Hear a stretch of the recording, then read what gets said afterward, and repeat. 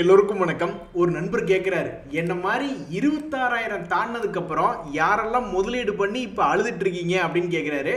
அது நாங்கள் நிறைய பேர் இருக்காங்க, கணக்கு போட்டு எண்ணவே முடியாது. எத்தனையோ பேர் உச்சாணி கொம்புல போய் மாட்டிக்கிட்டு அழுதுகிட்டு கோந்துக்கிட்டு இருக்கோம் அப்படின்ற மாதிரி தான் நிறைய பேர் இருக்கோம். இந்த சமயத்தில் தான் எவன்டா இந்த வேலையை பார்த்தது அப்படின்னு கேட்குறத விட யாருங்க இந்த வேலையை பார்த்தது அப்படின்னு பாராட்டுற மாதிரி கேட்குற மாதிரி இருக்கணுமா அந்த வேலை. ஸோ எஃப்ஐஸ் வந்து 3 நாள் தான் பணம் போட்டிருக்காங்க. 3 நாள் பணம் போட்டு அவங்க நம்மளுடைய மார்க்கெட்டை மறுபடியும் 2 days மூவிங் ஆவரேஜுக்கு மேலே முடிஞ்ச அளவுக்கு மேல் நோக்கி ஏற்றி வச்சிருக்காங்க. யாருங்க இந்த வேலையை பார்த்தது நம்ம எஃப்ஐஸை ரொம்ப சந்தோஷமாக பாராட்டுற மாதிரி இருக்கு. அதே சமயம் பாருங்க, எவன்டா இந்த வேலையை பார்த்தது, மேலே உச்சாணி கொம்புலேருந்து கீழே மார்க்கெட்டை போக விடாம பல லட்சம் கோடி மார்க்கெட்டில் பணத்தை போட்டு எவன்டா மார்க்கெட்டை ரொம்ப ஸ்லோவாக இறக்கி விட்டதுன்னு கேட்டாக்கா அந்த இடத்துல டிஐஸ் வந்து நிற்பாங்க. ஸோ இப்போ எல்லாரும் யோசிக்கிறது ரெண்டே விஷயம்தான். இந்த எஃப்ஐஸ் பணம் போட்டாங்கன்னாவே இப்படி டக்குன்னு மார்க்கெட் ஏறுதே, அப்போ இன்னொரு 10-15 நாள் பணத்தை போட்டு மறுபடியும் அந்த நிஃப்டியினுடைய 26,000 கொண்டு வந்து விட்டுச்சுன்னா பல பேர் தப்பிச்சு ஓடி வந்துடலாம். எல்லாரும் கேட்குற இன்னொரு கேள்வி என்னன்னா, பல லட்சம் கோடி போட்டு மார்க்கெட்டை பெருசாக கீழே விழாமல் தடுத்து நிறுத்தினதுக்கு பதிலாக டக்குன்னு மார்க்கெட்டை கீழே விட்டு பெரிய அளவில் கிராஷ் ஆகி விட்டுட்டு அதுக்கப்புறம் சாவகாசமாக கொஞ்சம் கொஞ்சமாக மேலே ஏற்றிருந்தாக்கா புதுசாக வர்றவங்களும் சரி, பழச உச்சத்தில் வாங்கினவங்க மறுபடியும் ஏவரேஜ் பண்ணவங்களும் சரி மிக வேகமாக லாபத்துக்கு வந்திருக்கலாமே அப்படின்ற மாதிரி யோசிச்சுட்டு இருப்பாங்க. எது எப்படியோ நீங்கள் தனியால் கிடையாதுங்க. உங்களை மாதிரி நாங்கள் பல பேர் பெரிய அளவில் உச்சாணி கொம்புகளில் பல பங்குகளில் முதலீடு பண்ணிக்கிட்டு விட்டத்தை பார்த்துட்டு உட்காந்துக்கிட்டு இருக்கோம். இங்கே பாருங்க, ஒரு நண்பர் தமாசா சொல்கிறாங்க, மற்றவங்க எல்லாரும் சந்தோஷமாக இருங்க, எனக்கு என்னைக்கு இந்த ஹீரோ மோட்டோக்கோ ஷேர் வந்து 4,000 தாண்டுதோ அப்போ தான் நான் மகிழ்ச்சியாக இருப்பேன், அப்படி வரலைன்னா என் வாழ்க்கையில் இன்பமே கிடையாது அப்படின்றாங்க.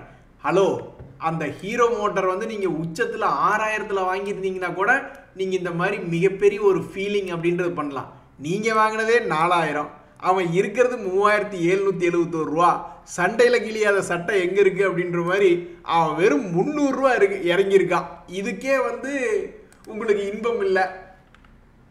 இந்த ஹீரோ மோட்டார்ஸில் வந்து என்ன ஒரு தகவல் அப்படின்னு பார்த்தீங்கன்னா, கடந்த 8 மாதத்தில் இல்லாத அளவுக்கு ஒரே ஒரு முறை வந்து சமீபத்தில் 50 days மூவிங் ஆவரேஜை தாண்டி ஒரு மாதிரி புல்லிஷ் ஆகி அந்த ஷேர்னுடைய விலையை மேலே தூக்கி எல்லாத்தையும் காப்பாற்றலாமான்னு முயற்சி பண்ணான். அப்புறம் முடியல, 4,000 ரூபாய் ரேஞ்சிலேருந்து இறங்கிட்டே போனவன் 3,200 ரூபா வரைக்கும்லாம் போயிட்டான். போயிட்டு இப்போ மறுபடியும் இதில் என்ன ஒரு தகவல் அப்படின்னு பார்த்தீங்கன்னா, கரெக்டாக 50 days மூவிங் ஆவரேஜ் அப்படின்ற இடத்துல வந்திருக்கு. இதுக்கப்புறம் இவன் என்ன பண்ண போகிறான்னு தெரியல. ஒரு காலத்தில் ஸ்டாக் மார்க்கெட் நல்லா இருந்தப்பெல்லாம் என்ன தெரியுங்களா ஆச்சு, மார்க்கெட்டில் மேலே இருந்து கீழே விழுவான் ஒரு மாதிரி, உடனே இந்த 50 days மூவிங் ஆவரேஜ் பக்கத்தில் வந்து விழுந்துட்டு மறுபடியும் அதை தாண்டி பிக்கப் ஆனான்னு வச்சிங்களேன், அசால்ட்டாக ஒரு ஷேருக்கு 1,000 ரூபாயெல்லாம் ஏறி இருக்கான். ஒரு முறை 4,200 ரூபாயிலிருந்து, ரொம்ப இல்லை, போன வருஷம் 2024 அப்படி ஏறி இருக்கான். அதுக்கப்புறம் மறுபடியும் 50 days மூவிங் ஆவரேஜ் கீழே வீக்கானவன் ஒரே மாதத்துக்குள்ளே மறுபடியும் பிக்கப் ஆகி மறுபடியும் 5,000 ரூபாயிலிருந்து 6,000 ரூபா போயிருக்கான். ஆனால் இப்போ ஒரு மாதத்தில் பிக்கப் ஆகவும் முடியல, 4 மாதத்துலேயும் பிக்கப் ஆக முடியல, கிட்டத்தட்ட 8 மாதத்துக்கு மேலே 50 days மூவிங் ஆவரேஜை தாண்டி பிக்கப் ஆக முடியாமல் படுத்து கிடக்கிறான். ஸோ வரக்கூடிய குவார்ட்டர்லி ரிசல்ட்லையாவது Q4லையாவது உங்களுக்கு ஏதாவது நல்லது நடக்க வாழ்த்துக்கள். ஒரு நண்பர் சொல்கிறார், இப்போ பேங்க் அக்கௌண்ட்லாம் இருக்குது, வாட்ஸ்அப்லாம் இருக்குது, அதில் ஏதாவது ஒரு லிங்க் கிளிக் பண்ணோம்னா டக்குன்னு நம்ம பேங்க் அக்கௌண்ட்லேருந்து பணத்தை தூக்கிட்டு போயிடுறாங்க. ஸோ இந்த மாதிரி நடக்கும் பொழுது நம்ம செபியினுடைய கட்டுப்பாட்டில் இருக்கக்கூடிய ஸ்டாக் மார்க்கெட்டில் அந்த டிமேட்லேருந்து ஏதாவது ஸ்டாக்கை திருடிட்டு போயிடுவாங்களா அப்படின்ற மாதிரி ஒரு நண்பர் யோசிக்கிறாரு. இதுக்கு முன்னாடியெல்லாம் சில பிரச்சனைகள் இருந்ததுங்க. உங்களுக்கு ஒரு புரோக்கர் தெரியுமா, கார்வி ஸ்டாக் புரோக்கிங் அப்படின்னு ஒன்று இருந்தது. செபி வந்து அவங்களுடைய ரெஜிஸ்ட்ரேஷனை கேன்சல் பண்ணிட்டாங்க. ஏன் அப்படின்னா, கிளைண்ட்டினுடைய ஃபண்டு, கிளைண்ட்டினுடைய பணமும் சரி, கிளைண்ட்டினுடைய செக்யூரிட்டிஸ் அதையும் சரி மிஸ்யூஸ் பண்ணி அதை கையாடல் பண்ணி சில வேலைகள் பண்ணிக்கிட்டு இருந்தாங்கன்னு சொல்லிட்டு செபி வந்து இந்த கார்வி ஸ்டாக் புரோக்கிங் கேன்சல் பண்ணிட்டாங்க. இதுக்கப்புறம் என்னாச்சு அப்படின்னு பார்த்தீங்கன்னா, பலதரப்பட்ட அப்டேட்டுகள் வந்துக்கிட்டே இருக்கு. அதாவது ஒரு கிளைண்ட்டினுடைய டேட்டா வந்து எக்ஸ்சேஞ்சுகளும் கிளைண்ட்டுக்கு இமெயில் அனுப்பணும், இந்த மாதிரி இந்த தேதியில் உங்கள்கிட்ட இவ்வளோ பணம் இருக்குது, இவ்வளோ ஸ்டாக்ஸ் இருக்குது அப்படின்ற தகவல்களை அனுப்பணும். அதே மாதிரி கிளைண்ட்டினுடைய செக்யூரிட்டிஸை கொண்டு போய் புரோக்கர்னுடைய பூல் அக்கௌண்ட்டில் வச்சு மேனேஜ் பண்ணாமல் டைரக்ட் டு டைரக்ட் ஒரு ஸ்டாக்கை வாங்கினாலும் சரி விற்றாலும் சரி அது கிளைண்ட்டினுடைய டைரக்ட் டிமேட் அக்கௌண்ட்ல இருந்து தான் எதாக இருந்தாலும் போய் வரணும் அப்படின்ற மாதிரியே நிறைய அப்டேட்டுகள் பண்ணிட்டதுனால இப்போ இந்த மாதிரி கையாடல் பண்ணுறதுக்கு வாய்ப்புகள் ரொம்ப ரொம்ப குறைவு. அது மட்டும் இல்லாமல் இந்த ஸ்டாக் புரோக்கிங் பண்ணுறவங்கெல்லாம் வந்து குறிப்பிட்ட நாளுக்குள்ளே அவங்க லாபத்தில் இருக்காங்களா நஷ்டத்தில் இருக்காங்களா, ஒரு உதாரணத்துக்கு ஜீரோ தான் ஒரு புரோக்கரேஜ் ஹவுஸ் இருக்குன்னு வச்சுங்களேன், அந்த கம்பெனியே லாபத்தில் இருக்கா நஷ்டத்தில் இருக்கா, ஏன் அப்படின்னா நஷ்டமாக இருக்கிறவன் தானே இந்த மாதிரி ஏதாவது ஒரு வேலையை பண்ணுவான் அப்படின்ற மாதிரி ஒரு கண்ணோட்டம். ஸோ அது மாதிரி செபி ரொம்பவுமே முக்கியமான இம்பார்ட்டண்ட்டான ஆக்ஷன்ஸ் எடுத்துருக்கிறதுனால எதிர்காலத்தில் இது மாதிரி வாய்ப்புகள் ரொம்ப ரொம்ப குறைவு தான். அட கடவுளே, ஒரு நண்பர்களுடைய மனசில் என்ன சிந்தனை போகுதுன்னா 3 நாள் மார்க்கெட் ஏறிடுச்சுல, அப்போ அடுத்த வாரத்தில் தொடர்ந்து குப்புறப்படுத்துகிறோம் அப்படின்ற மாதிரி அவர் நினைக்கிறாரு. அவர் நினைக்கிறது கரெக்டாகவும் இருக்கலாம் தப்பாகவும் இருக்கலாம். ஆனால் எல்லாரும் என்ன நினைப்பாங்கன்னா, வாயை கழுவுங்கன்னே வாயை கழுவுங்க. அவன் மார்க்கெட் 26,000 இருக்கும்போது போய் மாட்டிக்கிட்டு மறுபடியும் மார்க்கெட் ஏதோ கொஞ்சம் மேலே வந்துக்கிட்டு இருக்கு பரவாயில்லையே அப்படின்னு நினச்சிட்டு இருக்கும்போது நீங்கள் அடுத்த வாரம் பூராமே கும்பா பாடணுன்ற மாதிரி நீங்கள் ஆசைப்படுறீங்க. நண்பர்களே, திடீர்னு நம்மளுக்கு என்ன நடக்குது அப்படின்னா, நம்ம ஒரு பொருளை விற்று விட்டுறோம், அப்புறம் பார்த்தா அவன் விலை பயங்கரமாக ஏறி போயிடுறான். நம்ம ஒரு பொருளை வாங்குறோம், அதுக்கப்புறம் பார்த்தா அவன் பெரிய அளவில் கும்பா பாடி கீழே இறங்கிடுறான். எனக்கு தெரிஞ்சு ஒருத்தர் ரியல் எஸ்டேட்டில் அவருடைய லேண்டை விற்று விட்டார். கடைசியில் பார்த்தா அந்த லேண்ட் வேல்யூ எக்கச்சக்கமாக ஏறிடுச்சு. ஒருத்தர் இருக்கிற காசை பூரா போட்டு லேண்ட் ஒன்று வாங்கினார், அதுக்கப்புறம் அது அப்படியே தான் இருக்குது. அது விலையை கேட்டால் எச்சு சொல்கிறாங்க, அதிகமாக சொல்கிறாங்க. பட் அதை வாங்கலாம், அதை விற்கிறதுக்கு போகும்போது யாரும் பெருசாக வாங்குற மாதிரி ஆளுகளை காணும். அதே மாதிரி நம்மளுக்கு ஸ்டாக் மார்க்கெட்லேயும் நடப்பது உண்டு. ஒருத்தர் வாங்குறாங்க, வாங்கினதுக்கப்புறம் மேலே போகிறதுக்கு பொதுவாக கீழே போயிடுது. ஒருத்தர் விற்கிறாங்கன்னா அது எப்படித்தான் கரெக்டாக மேட்சிங் ஆகும்னே தெரியாது, டக்குன்னு மேலே போயிடும். இது இந்த மாதிரி எல்லா தொழிலுமே நடக்க மாட்டிருக்கு. இங்கே பாருங்கள், இருக்கிறதுலே கோல்டு தான் உச்சத்துக்கு போயிட்டாங்க. இதுக்கு மேலாம் இவன் எங்கே ஏற போகிறான் அப்படின்ற மாதிரி ஒரு நண்பர் என்ன பண்ணியிருக்காரு, கோல்டு பீஸை பிடிச்சி 73.11க்கு 5000 குவான்டிட்டி பிடிச்சி விற்றுருக்காரு. அதுக்கப்புறம் பார்த்தா 78 ரூபா வந்துருச்சு. அட கடவுளே, கிட்டத்தட்ட இவர் விற்றதுக்கு அப்புறமே இன்னொரு 25,000 ரூபா லாபம் அவர் கையை விட்டு போயிடுச்சு. இந்த பணம் மட்டும் அவர் கையில் இருந்ததுனாக்கா ஜாலியாக எங்கேயாவது அவருடைய ஃபேமிலியாக எங்கேயாவது ஜாலியாக எங்கேயாவது ஒரு மலேசியா சிங்கப்பூர் அப்படின்னு ஒரு டூர் போயிட்டு வந்திருக்கலாம். என் பேர் மாணிக்கம், எனக்கு இன்னொரு பேர் இருக்குது, அதுதான் பாட்ஷா அப்படின்ற மாதிரி ஒரு நண்பர் சத்தம் இல்லாமல் ஒரு காரியத்தை பண்ணியிருக்காரு பாருங்க. கல்யாண் ஜுவல்லரி என்ன ரேட்டுக்கு நீங்கள் வாங்கியிருப்பாருன்னு நினைக்கிறீங்க? வெறும் 59 ரூபா ரேஞ்சுக்கு வாங்கியிருக்காரு. அது எங்கே இருக்குது அப்படின்னு பார்த்தீங்கன்னா ரொம்ப தூரத்தில் கண்காணாத இடத்துல இருக்குது அந்த 59 ரூபா அப்படின்றது. கிட்டத்தட்ட 2022 கணக்கு வச்சுக்கிங்களேன். அதுக்கப்புறம் 500 ரூபா வரும்பொழுது விற்றுருக்காரு. 500 ரூபா விற்றதுக்கப்புறம் அது 800 ரூபா கூட போயிட்டு போகுது. பட் மறுபடியும் இப்போ 500 ரூபா பக்கத்துலேயே அவர் விற்ற ரேட்டுக்கிட்டே வந்திருக்கு. ஸோ மிகப்பெரிய ஒரு லாபம் அப்படின்றத புக் பண்ணியிருக்கார் நம்ம நண்பர். இந்த மாதிரி மிகவும் விலை குறைவாக இருந்து மறுபடியும் மேல் நோக்கி சில பங்குகள் ஏறி இருக்கார் இல்லைங்களா, அது மாதிரி சில பங்குகள் மறுபடியும் மேலே இருந்து கிட்டத்தட்ட ஒரு 50 to 30% சில பங்குகள் இறங்கியிருக்கான். அது மாதிரி இப்போ ஒரு 5 பங்குகள் என்ன விலையில் இருக்குது அப்படின்ற மாதிரி பார்த்தோம்னா, சீமென்ஸ் அப்படின்னு ஒரு கம்பெனி, அவன்லாம் 6250 நல்லா இருந்த காலத்தில் போனவன் இப்போ 2800 ரேஞ்சில் இருக்கான் இந்த சீமென்ஸ் அப்படின்றது. இதில் இன்னொரு மிக முக்கியமான ஒரு கருத்து, 6000 ரூபாய் ரேஞ்சிலிருந்து 3500 வரைக்கும் வந்ததுக்கு ஒரு காரணம் மார்க்கெட்டினுடைய சரிவு. அதுக்கப்புறம் டக்குன்னு 3500லேருந்து இப்போ 2800 போயிருக்கான்னு வச்சுக்கிங்களேன். அதுக்கு அவங்களோட எனர்ஜி பிஸ்னஸை பிரித்து விட்டுருக்கான், அது ஒரு காரணம். அடுத்து இந்த பிர்லா சாஃப்ட் அப்படின்ற பங்கு பார்த்தீங்கன்னா இவனு இதே மாதிரி தான். ஒரு காலத்தில் வெறும் 280 ரூபா இருந்தவன் 800 ரூபா ரேஞ்செல்லாம் போயிட்டு இப்போ மறுபடியும் ஒரு 371 ரூபா. இது வந்து பியூராக எந்த விதமான கார்பரேட் ஆக்ஷனும் பெருசாக இல்லை, ப்ரைஸ்லேயே வந்து அடி வாங்கியிருக்கான். மார்க்கெட்டினுடைய ரிஸ்க்குனாலேயே பெருசாக இவன் கீழே வந்து இப்போ விழுந்திருக்கான். அதுக்கப்புறம் இந்த இண்டஸ்இண்ட் பேங்க், இவனுடைய Q4 ரிசல்ட் இவனை காப்பாற்றுமா இல்லை கவுத்து விடுமா அப்படின்ற மாதிரி எல்லாரும் பார்த்துக்கிட்டு இருக்காங்க. இவனு 1700 ரூபா ரேஞ்சிலிருந்து இப்போ 800 ரூபா அப்படின்ற மாதிரி வந்து விழுந்திருக்கான். அதே மாதிரி சியன்ட் அப்படின்ற கம்பெனி, அவனு 2400 ரூபா பக்கம் இருந்தவன்லாம் அவனுக்கு கிட்டத்தட்ட ஒரு 30 to 50% பக்கம் கீழே வந்து விழுந்திருக்கான். ஹிந்து காப்பர்னு ஒரு பங்கு, இவனு ஒரு 400 ரூபாய் ரேஞ்சிலிருந்து 210 ரூபாய்னு வந்து விழுந்திருக்கான். அடுத்து நம்ம பார்க்கக்கூடிய இந்த சோனா காம்ஸ், இவனு ஒரு ட்ரெண்டிங் கிளியாக அந்த காலத்தில் என்ன பண்ணிக்கிட்டு இருந்திருக்கான் அப்படின்னு பார்த்தீங்கன்னா 300 to 800 ரூபா ஒரு இடம் போயிருக்கான். மறுபடியும் ஒரு 400 ரூபா ரேஞ்சில் வந்து விழுந்தான். அப்புறம் மறுபடியும் அவனே ஒரு 700 ரூபா ரேஞ்சுக்கெல்லாம் போயிருக்கான். இப்போ மறுபடியும் 400 ரூபா ரேஞ்சில் வந்து விழுந்திருக்கான். ஸோ நம்ம நண்பர் வந்து வெறும் 60 ரூபாய்க்கு வாங்கி 500 ரூபாய்க்கு விற்றேன் அப்படின்னு சொல்கிறார் இல்லைங்களா, அதுக்குள்ளே கிட்டத்தட்ட வருஷக்கணக்கான டைம் அப்படின்றது இருக்குது. அதே மாதிரி இப்படி பலதரப்பட்ட பங்குகள் இப்போ கீழே விழுந்து கிடக்கக்கூடிய நேரத்தில் மறுபடியும் ஏதாவது பங்குகள்லாம் மேல் நோக்கி போகுமா அப்படின்ற மாதிரி நிறைய பேர் பார்த்துக்கிட்டு இருக்காங்க. சும்மா கிடைக்குமா சொர்க்கம் அப்படின்ற மாதிரி, அது சும்மா ஒரே நாளில் கிடைக்குமா? இப்போ கீழே விழுந்த பங்குகள் ஒருவேளை தன்னுடைய பழைய ஹை போறான்னா கூட எல்லாமே கிட்டத்தட்ட ஒரு 70%லேருந்து 100% வரைக்கும் ஏறித்தான் வரணும். பட் இருந்தாலும் அது சும்மா கிடைக்குமா? அதுக்கெல்லாம் இந்த மாதிரி 2 வருஷம் 3 வருஷம் காத்திருந்தா தான் கிடைக்கும். அப்படி 2-3 வருஷம் காத்திருந்து சாதிச்ச ஒருத்தரை தான் நீங்க பாக்குறீங்க. நண்பர்களே, நிறைய பேர் ஹெட்ஜிங் எப்படி பண்ணி அவங்க லாஸ்ட்ல இருந்து தப்பிச்சுக்கிறாங்க பாருங்களேன். ஒரு நண்பர் வந்து ஹிந்துஸ்தான் ஏரோநாட்டிக்ஸ் அப்படின்ற பங்கு வந்து 4414 ரூபாய்க்கு வாங்கியிருக்காரு. கிட்டத்தட்ட 6 லட்ச ரூபா ஏவரேஜ் வேல்யூன்னு வச்சுங்களேன். அவருடைய வேல்யூ மொத்தமாக பார்க்கல 6 லட்ச ரூபா அப்படின்ற மாதிரி வருது.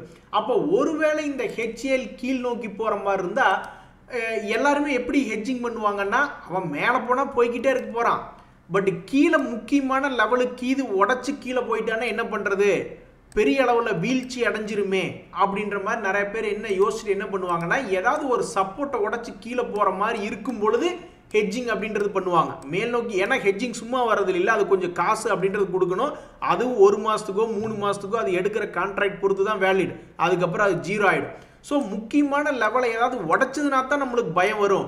இல்லைன்னா இப்படி ஆடிக்கிட்டே இருப்பான், அப்புறம் மேல் நோக்கி போயிடும். அப்படின்றதுனால நிறைய பேர் என்ன பண்ணுவாங்கன்னா, ஒரு உதாரணத்துக்கு இந்த ஹெச்ஏஎல்ல வந்து இப்போ 4220 ரூபா இருக்குன்னு வச்சிங்களேன். 4000க்கு கீழே போச்சுன்னா தான் பயங்கரமான பயம் வரும். மேலே போயிடுச்சுன்னா நம்மளுக்கு கவலை இல்லையே அப்படின்ற மாதிரி நினச்சிக்கிட்டு இந்த 4000க்கு கீழே போகிற மாதிரி இருந்தால் புட் ஆப்ஷன் அப்படின்றது எடுப்பாங்க. அந்த புட் ஆப்ஷன் எடுத்தோம்னா என்ன அர்த்தம்னா, ஆக்சுவலாக அந்த ஸ்டாக்கு கீழே போகுது அப்படின்ற மாதிரி நினச்சி பெட்டு கட்டுற மாதிரி தான் அர்த்தம். அல்லது அந்த ஸ்டாக் எனக்கு இந்த ஸ்ட்ரைக் ப்ரைஸுக்கு கீழே போச்சுன்னா அந்த ஸ்டாக்கே என் கையில் இருக்க வேண்டாம், வித்து விட்டுறேன் அப்படின்ற மாதிரியான ஒரு அர்த்தம் தான். பொசிஷனை நியூட்ரல் பண்ணிக்கிற மாதிரி தான் அர்த்தம் அந்த இன்ஸ்ட்ருமெண்ட் கையில் இருக்கிற வரைக்கும். ஸோ அப்போ இந்த புட் ஆப்ஷன் அப்படின்றது 4000 புட் ஆப்ஷன் என்ன ரேட் இருக்குது அப்படின்னு பார்த்தோம்னாக்கா 10 ரூபா 45 பைசா அப்படின்ற மாதிரி இருக்குது. அப்போ 4000க்கு கீழே போச்சுன்னா தாங்காதரா சாமி அப்படின்ற மாதிரி அந்த ஸ்ட்ரைக் ப்ரைஸ் வந்து 10 ரூபா 45 பைசா இருக்குன்னு வச்சிங்களேன். அதனுடைய குவான்டிட்டி 150 குவான்டிட்டி. ஸோ கிட்டத்தட்ட 6 லட்ச ரூபா மதிப்பிலான சரக்கை காப்பாற்றணும். 4000க்கு கீழே போகிற மாதிரி இருந்ததுனாக்கா பெரிய கும்பாயிடும் அப்படின்ற மாதிரி நினச்சிக்கிட்டு யாராவது இந்த 4000 ஸ்ட்ரைக் ப்ரைஸ் புட் ஆப்ஷன் பிடிக்கிறாங்கன்னு வச்சிங்களேன், 1560 ரூபா கொடுத்து பிடிக்கிற மாதிரி இருக்கும். ஒருவேளை அந்த ஸ்டாக்கு கீழே போகல, தொடர்ந்து மேலேயே போயிட்டான், 4000 ரூபாய்க்கு கீழே போகலினாக்கா இதில் போட்டிருக்கிற இந்த 1560 ரூபா அப்படின்றது 0 ஆகிடும். அதனுடைய லாஸ்ட் டேட் எப்போவுமே ஒரு மாதத்தினுடைய கடைசி வியாழக்கிழமை எக்ஸ்பைரியாக இருக்கும். ஸோ ஒருவேளை கீழே வந்ததுன்னா இந்த புட் ஆப்ஷன் என்பது 4000க்கு கீழே போகிற மாதிரி இருந்தால் காப்பாற்றும். ஒருவேளை மார்க்கெட் மேலே போயிடுச்சு அப்படின்னாக்கா இந்த புட் ஆப்ஷன் காப்பாற்றாது. அதே சமயம் இந்த புட் ஆப்ஷன் 0 ஆயிரும். அப்புறம் இந்த மாதம் முடிஞ்சதுக்கப்புறம் மறுபடியும் அடுத்த மாதத்துக்கு ஏதாவது ஹெட்ஜிங் இதே மாதிரி செலவு பண்ணி காப்பாற்றுற மாதிரி வரும். நண்பர்களே, இப்போ பிரச்சனை வெளிநாட்டில் வேலை செய்கிறவங்களுக்கு இருக்குது. டாலரில் சம்பளம் வாங்குறவங்க அல்லது யூரோவில் சம்பளம் வாங்குறவங்களே என்ன பண்ணுவாங்கன்னா, பெரும்பாலும் அதை டக்குன்னு ருப்பியாக கன்வெர்ட் பண்ணி இந்த பக்கம் இந்தியாவில் இறக்க மாட்டாங்க. ஏன்னா நம்ம நாட்டினுடைய ருப்பி அப்படின்ற கரன்சி தொடர்ந்து மற்ற வெளிநாட்டு கரன்சிகளுக்கு எதிராக விலை வீழ்ச்சி அடைஞ்சிக்கிட்டே வருது. அப்போ ஒரு காலத்தில் $1 85 ரூபா அப்படின்றது கிடைச்சிட்டு இருந்ததுன்னா, இன்னும் விலை வீழ்ச்சி அடைஞ்சதுன்னா ஒரே டாலருக்கு 100 ரூபா கிடைச்சதுன்னா அவங்களுக்கு ஜாலி தானே. அதனால் நிறைய பேர் யூரோ ஆகட்டும் டாலர் ஆகட்டும் தொடர்ந்து பேங்க்ல வச்சுக்கிட்டே இருந்தாங்க. இப்போ யூரோவினுடைய விலையே தொடர்ந்து ஒரு மாதிரி கீழே போய்கிட்டு இருக்கு. ஒரே கன்ஃபியூஷன் செட்டியார் மதர். இவர் நம்ம நாட்டுக்காக ஃபீல் பண்ணுறாரா இல்லை அவர் அங்கே வேலை பார்த்துட்டு ஃபீல் பண்ணுறாரா அப்படின்றது ஒன்றுமே புரியல. ஏன் அப்படின்னாக்கா, சில நாட்களுக்கு முன்னாடி 87 ரூபா தான் இருந்தது. அதாவது ஒரு யூரோ அப்படின்றது கொடுத்தோம்னா நம்ம நாட்டில் வந்து 87 ரூபா தான் கிடைக்கும். ஸோ இப்போ வந்து ஒரு யூரோ கொடுத்தோம்னாக்கா 97 ரூபா கிடைக்குது. அப்போ அங்கே சம்பாரித்து அங்கேருந்து இந்த பக்கம் டிரான்ஸ்ஃபர் பண்ணுறவங்களுக்கு இது ஒரு நல்ல லாபமான சினாரியோ தான். ஸோ நீங்கள் நம்ம நாட்டுக்காக வருத்தப்படுறீங்களா இல்லை நீங்கள் எதுக்காக வருத்தப்படுறீங்கன்னு எனக்கு புரியலையே நண்பா. நண்பர்களே, நீங்கள் வந்து மிகப்பெரிய ஒரு டிசிஎஸில் ஒர்க் பண்ணுறீங்க அல்லது பல்வேறு பெரிய பெரிய கார்ப்பரேட் கம்பெனியில் ஐடி துறையில் இருக்கீங்கன்னா, இப்போ உங்களுக்கு 40 வயசு ஆச்சுன்னா உங்கள் கையில் கண்டிப்பாக 40 லட்சம் என்பது இருந்தே ஆகணும். அப்படின்னா தான் உங்களுக்கு கௌரவம். ஏன்னு கேளுங்க, 25 வயசுலேருந்தே நீங்கள்லாம் 40,000 50,000 1 லட்சம் அப்படின்ற மாதிரி அந்த காலத்துலேருந்தே சம்பாரிச்சிட்டு இருந்திருப்பீங்க. கிட்டத்தட்ட 2010களில் இருந்தே நீங்கள் வந்து 40,000 1 லட்சம் அப்படின்னு சம்பாரிச்சிட்டு இருந்திருப்பீங்க. அப்போ ஒரு மாதத்துக்கு ஒரு 50,000 அல்லது 30,000 சேர்த்து வச்சுக்கிட்டே வந்துட்டு இருந்தால் கூட சேர்த்து வச்ச பணம் ஒரு குட்டி போட்டிருக்கும். அந்த குட்டி இன்னொரு குட்டி போட்டு எப்படியும் இப்போ உங்கள் 40 வயசில் ஒரு 40 லட்ச ரூபா கையில் கேஷாக இருந்தீங்கன்னா தான் உங்களுக்கு மதிப்பு. ஏன்னாக்கா ஒரு நண்பர் கூட சொல்கிறாரு பாருங்க, ஏதாவது ரெசஷன் அப்படி இப்படின்னு வந்துச்சுனாக்கா முதல்ல இந்த 40 வயசில் இருக்கிறவங்களுக்கு தான் கொஞ்சம் பிரச்சனை. அட கடவுளே, இந்த சிடிஎஸ்எல் இப்போ தான் ஒரு தகவல் அப்படின்றது வந்திருக்கு. அதாவது இந்த சிடிஎஸ்எல் வந்து ரொம்ப நாள் கழிச்சு, கிட்டத்தட்ட அவன் எங்கே விழுக ஆரம்பித்தான், 2025 சமயத்தில் விழுக ஆரம்பித்தான். அதுக்கப்புறம் இப்போ தான் அவன் வந்து 50 டேஸ் மூவிங் ஆவரேஜே கொஞ்சோண்டு வந்து தொட்டிருக்கான். இனி அவன் என்ன ஆக போகிறான்றது தெரில. ஒரு நண்பர் சொல்கிறாரு, நான் கரெக்டாக உச்சத்தில் போய் வாங்கி மாட்டிக்கிட்டேங்க. ஆல்மோஸ்ட் என்னுடைய ரேட் என்பது வந்து பார்த்தீங்கன்னா 1863, 110 நாளாக நான் குத்த வச்சு வந்துக்கிட்டு இருக்கேன் அப்படின்ற மாதிரி சொல்கிறாப்புல. பார்த்தீங்களா நண்பர்களே, எல்லாருக்குமே வந்து யாருமே கீழே வாங்கின ஆளு வந்து ரொம்ப கம்மியாக இருக்காங்க. இந்த கல்யாண ஜுவல்லரிலாம் 50 ரூபாய்க்கு வாங்கினா 60 ரூபாய்க்கு வாங்கினான்னு சொல்கிற ஆளுங்க ரொம்ப கம்மியாக இருக்காங்க. ஆனால் உச்சத்தில் போய் வாங்கி மாட்டிக்கிட்ட ஆட்கள் தான் நிறையா இருக்காங்க நம்ம ஆளுங்க.